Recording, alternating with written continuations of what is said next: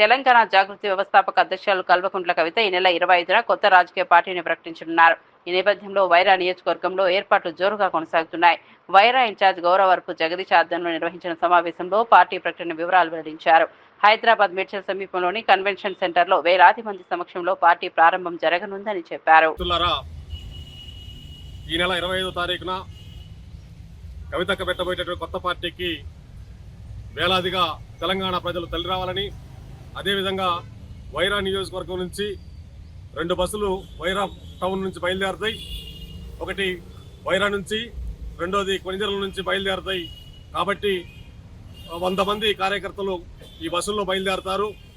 యువకులు, విద్యార్థులు, మహిళలు, ఉత్సాహం ఉన్నటువంటి వాళ్ళు ఇంకెవరైనా సరే నాకు ఫోన్ చేసి అడిగితే ఇంకా అదనంగా కూడా బస్సులు పెట్టే అవకాశం ఉంది. కాబట్టి 50,000 మందితోని అక్క పార్టీ లాంచింగ్ చేస్తుంది.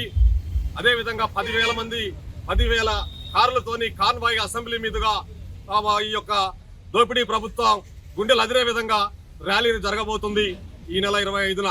కాబట్టి తెలంగాణ యువకులు, మహిళలు అధిక సంఖ్యలో పాల్గొని ఈ యొక్క పార్టీ లాంచింగ్ ని పెట్టబోయే పార్టీని జయప్రదం చేయాలని కోరుతున్నాం. తెలంగాణ కాబోయే ముఖ్యమంత్రి కల్వకుంట్ల కవితక్క. ఇది 2029లో జరుగుద్ది. ఈ దోపిడీ ప్రభుత్వాలు కూలిపోతాయి. ఖచ్చితంగా మన సామాజిక తెలంగాణ ప్రభుత్వం వస్తుంది. కాబట్టి యువకులు, విద్యార్థులు, మహిళలు అధిక సంఖ్యలో పాల్గొనాలని తెలియజేస్తున్నాం.